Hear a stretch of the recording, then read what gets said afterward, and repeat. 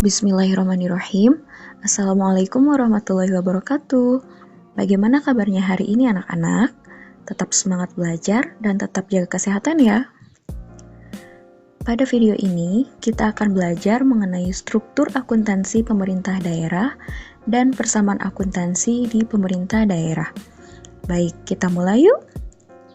Pertama, kita akan bahas dulu struktur akuntansi pemerintah daerah. Dalam akuntansi pemerintah, struktur hubungan entitas yang digunakan adalah konsep HOBO atau Home Office dan Branch Office.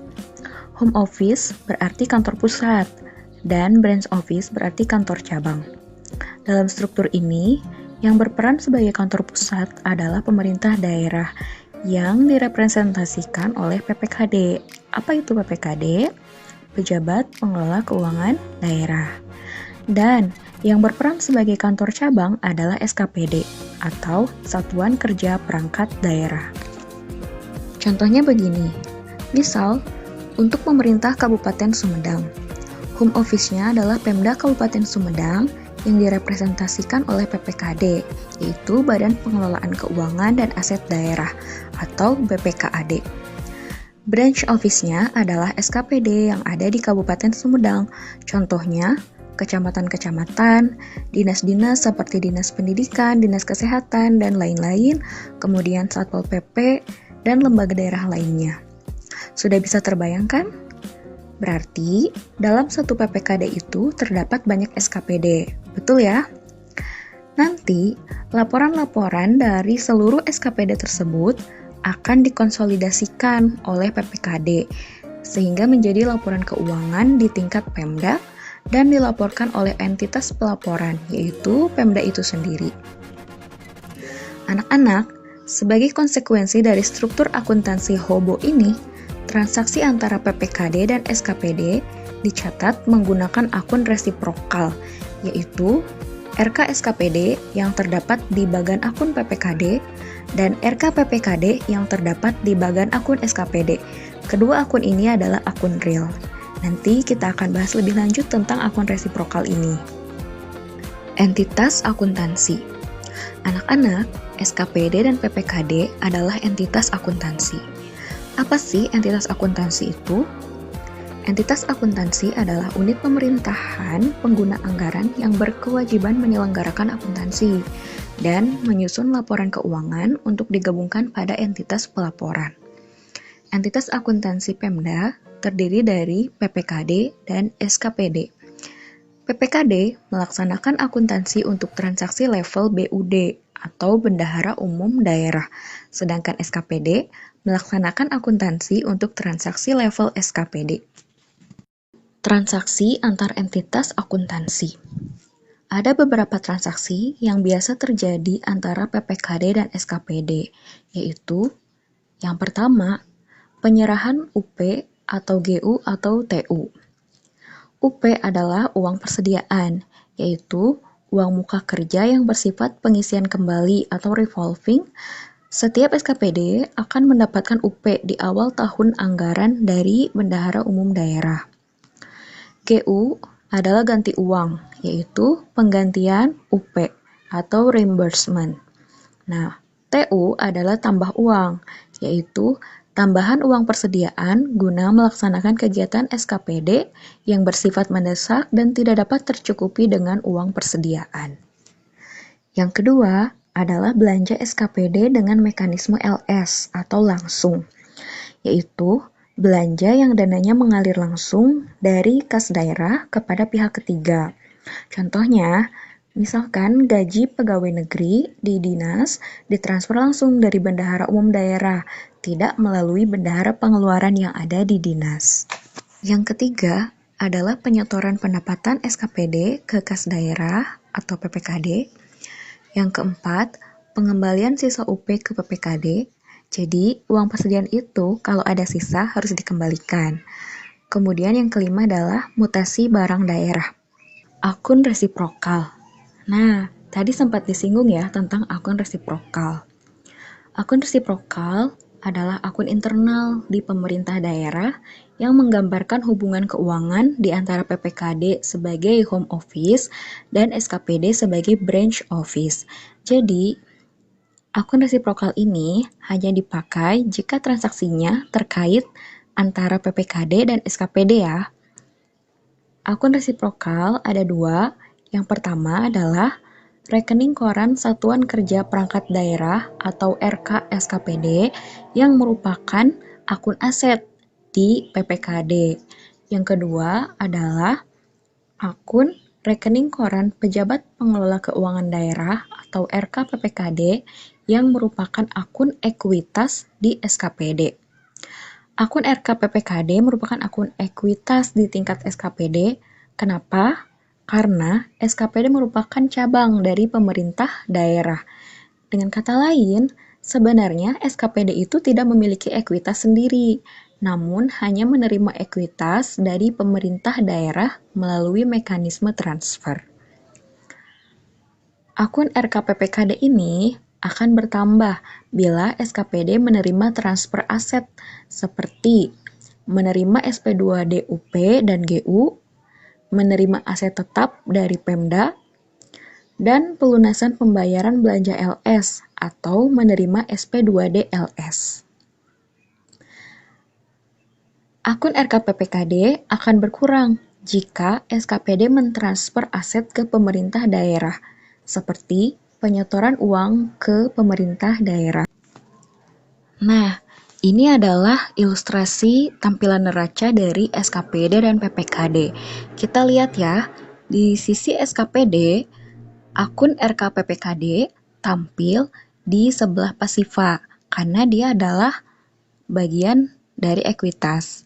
Kemudian, kita lihat di neraca PPKD, akun RKSKPD tampil di sisi aset. Nah, jadi di masing-masing SKPD mempunyai akun RKPPKD dan di PPKD akan ada akun RKSKPD dari setiap SKPD. Contohnya di sini ada RKSKPD A, SKPD B, RKSKPD C. Kita lanjutkan. Nah, jika ada aliran dana dari PPKD ke SKPD, itu dianggap seperti tambahan modal atau investasi kepada SKPD. Sehingga akun RKSKPD di bagian aset PPKD akan bertambah. Dan akun RKPPKD di bagian ekuitas SKPD juga akan bertambah.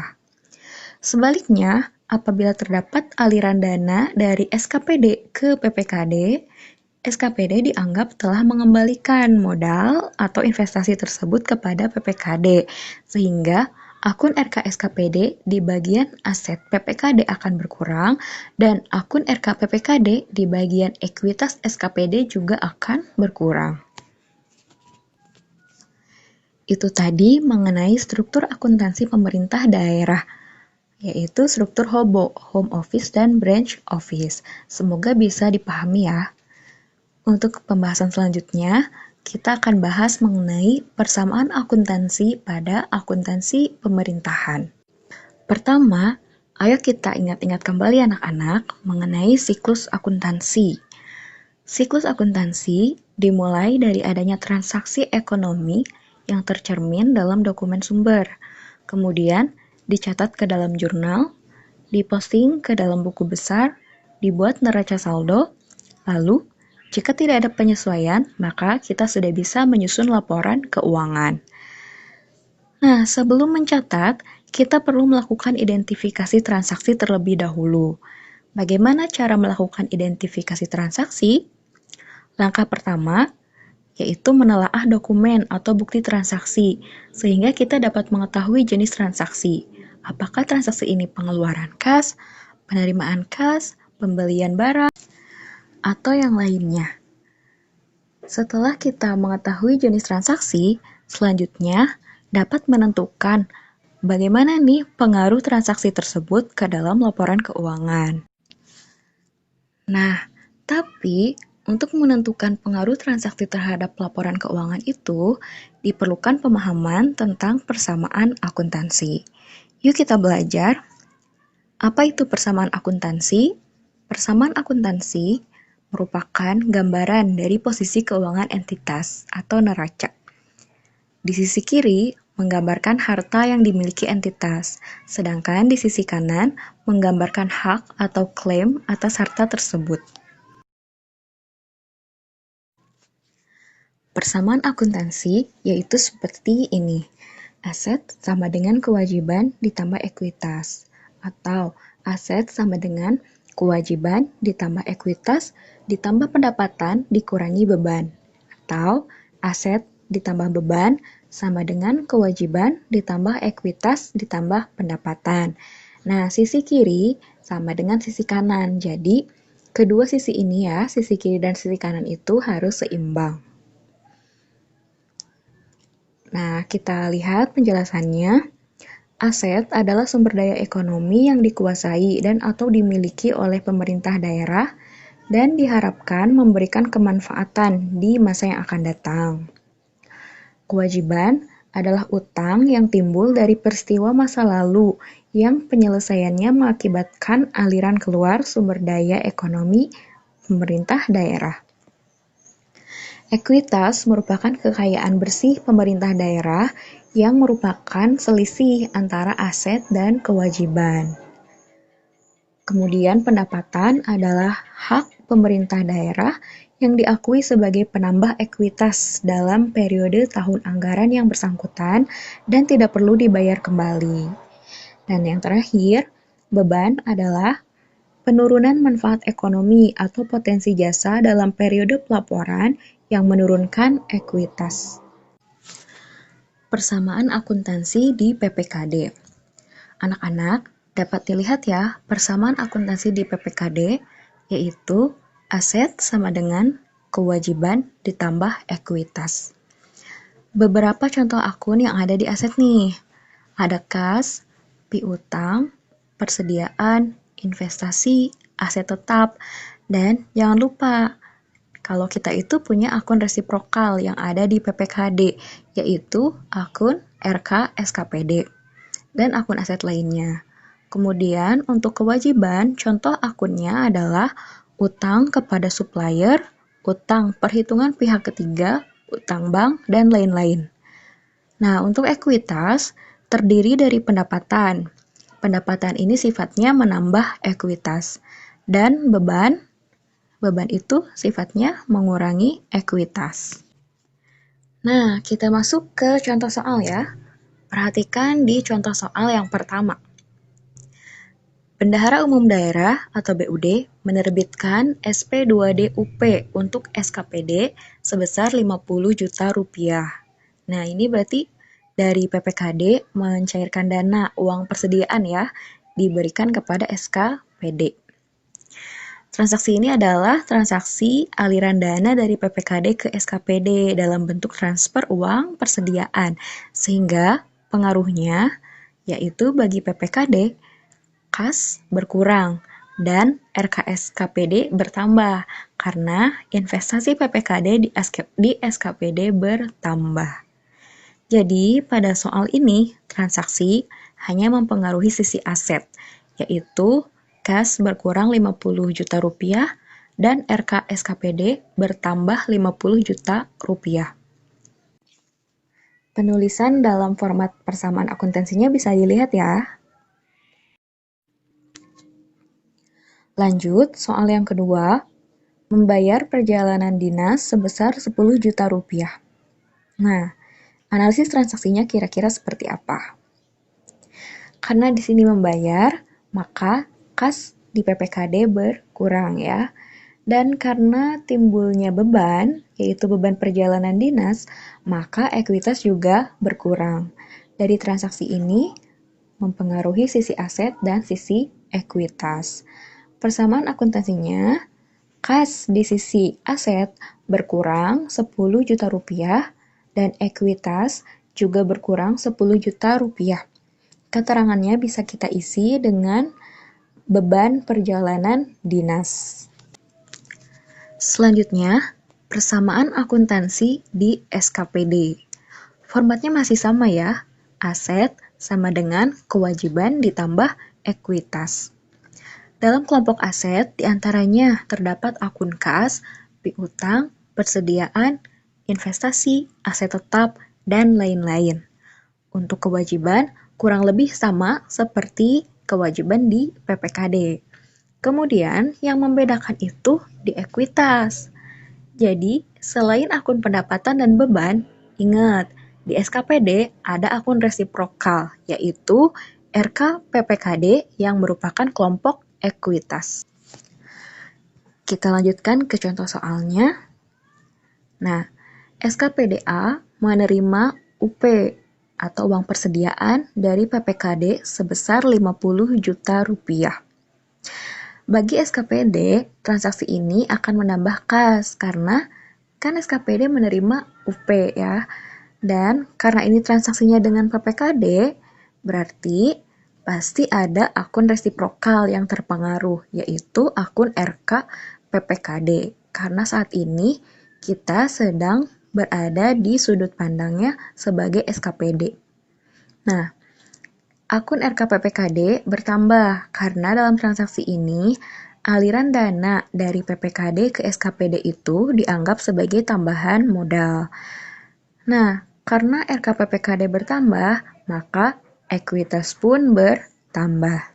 Jadi, jika kita masukkan ke dalam tabel persamaan akuntansi, maka di sisi aset, kas bertambah 50 juta rupiah, kemudian di sisi ekuitas juga bertambah sebesar 50 juta rupiah. Keterangannya kita tuliskan RK PPKD. Contoh soal 4. SKPDA menyetorkan pendapatan retribusi ke kas daerah sebesar 20 juta rupiah. Nah, di sini masih transaksi antara SKPD dengan PPKD. Namun, kali ini aliran dananya dari SKPD ke PPKD. Pengaruh dari transaksi ini yaitu kasnya berkurang karena disetorkan dan RK PPKD juga berkurang. Kenapa berkurang? Karena dari penyetoran kas ini seolah-olah si SKPD mengembalikan modalnya ke PPKD. Karena RK PPKD-nya berkurang, maka otomatis ekuitas juga berkurang. Jika kita tuliskan dalam tabel, maka di sisi aset, kas berkurang sebesar 20 juta rupiah dan di sisi ekuitas berkurang 20 juta rupiah. Keterangannya adalah RK PPKD. Contoh soal yang terakhir. Membeli ATK sebesar 5 juta rupiah, baru dibayar 3 juta rupiah.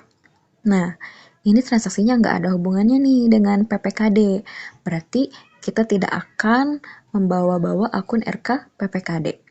Nah, untuk transaksi ini, akun yang terpengaruh adalah pertama, persediaan ATK, karena kita membeli ATK. Persediaan ATK-nya bertambah. Kemudian, kas berkurang, karena sudah dibayar sebagian, yaitu 3 juta rupiah. Nah, yang sisanya mempengaruhi akun apa? Mempengaruhi akun kewajiban ya. Kewajibannya bertambah. Oke, jadi kalau kita perhatikan di dalam tabelnya, di sisi aset, kas berkurang 3 juta rupiah, persediaan ATK bertambah 5 juta rupiah, dan kewajiban bertambah 2 juta rupiah. Anak-anak perhatikan bahwa antara sisi kiri dan kanan harus selalu seimbang. Jika kita jumlahkan sisi kiri, minus 3 juta ditambah 5 juta, hasilnya adalah 2 juta. Sama ya dengan sisi kanan. Nah, ini harus dijaga keseimbangannya. Oke, alhamdulillah, pembahasan mengenai struktur akuntansi pemerintah daerah dan persamaan akuntansi di pemerintah daerah telah selesai.